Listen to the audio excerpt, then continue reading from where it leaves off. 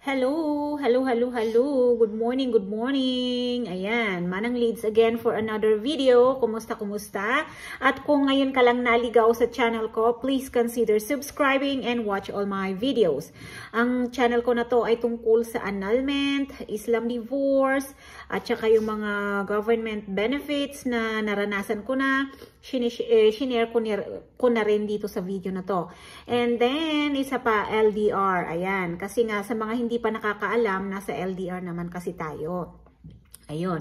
So, yung main topic natin sa video na to ay tungkol dun sa tanong sa akin na parang siguro counter-checking na rin nila sa pagiging legit ko o hindi na pagre-refer ng ng mga clients kay attorney at saka sa Islam divorce. Ayan. So, ang tanong nila sa akin is bakit hindi Islam divorce yung inavail ko? Ang sagot ko naman doon, kung nalaman ko lang ng maaga, di yun ang ginamit ko, kaya mas mura pa noon at mas mabilis. Ayan. At saka hindi siya mabusisi. Ayan, ang tanong ko. Kung dun sa mga nakasubaybay sa mga videos ko, nasabi ko na 2019 yung annulment ko. 2021 ko lang nalaman ang Islam divorce. So, ayan, maliwanag na po ba? Kaya yung nagtanong sa akin na parang sarcastic pa ang tanong, ayan, common sense, sentido común. Ayan, gamitin mo rin yung common sense mo ha. Kasi kung nanonood ka sa mga old videos ko, nasabi ko na kung bakit, ilang beses. Hindi ko alam kung ilang video yung sinabi ko kung bakit hindi ako Islam divorce. Ayan. So, pang ilang video ko na to, nasasabihin na kaya hindi Islam divorce ang ginamit ko kasi 2019 yung annulment ko, 2021 ko nalaman ang Islam divorce na pwede pala sa mga non-Muslims. Pero syempre, kailangan mong dumaan sa private processor. Ayan. Okay. Malinaw. Tapos, ang sasabihin ko pa na isa, sa Islam divorce kasi, hindi naman kailangan talaga ng attorney. Sa annulment lang kailangan ng attorney kasi nga i-defend yung case mo dun sa court. Kung bakit karapat dapat kang ma-annul. Pero ang Islam divorce kasi hindi, parang normal process lang 'yan.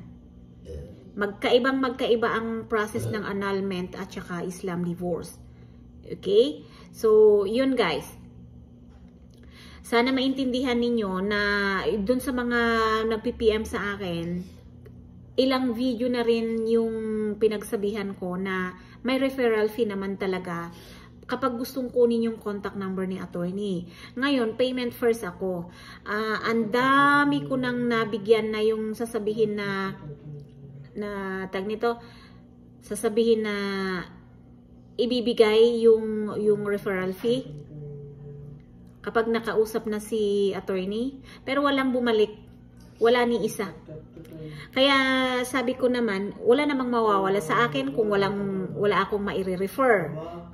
Rabbi, please. Wala namang mawawala sa akin dahil annulled naman na ako. Oh. Ngayon, kung yung referral fee ko ay hindi kayo willing magbigay, okay lang naman sa akin. Yun. Marami naman dyan. Maghanap kayo dyan sa labas. Hindi lang naman yung attorney ko ang attorney ng annulment dito sa mundo. Kaya yun. So, no referral fee, no contact ng lawyer. Tapos yung sa Islam divorce naman, ako na kasi mismo yung kumukuha ng requirements nun. So, yung payment nun is direkta na sa akin. So, it's okay. Walang referral fee yun. Okay? Tapos, limitado na rin yung pagsasagot, yung mga tanong na sinasagot ko.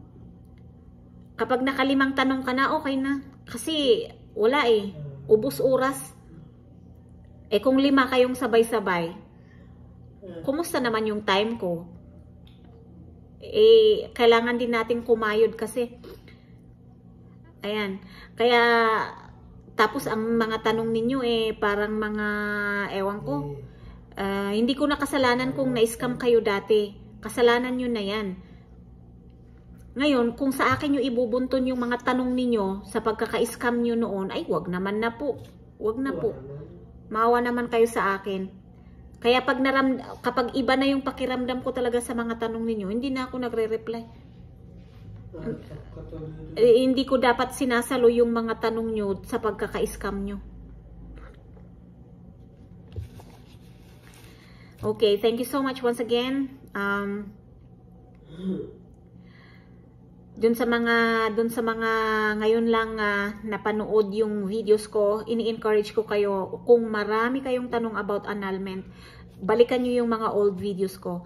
Marami kayong matututunan doon. Okay? Bye-bye.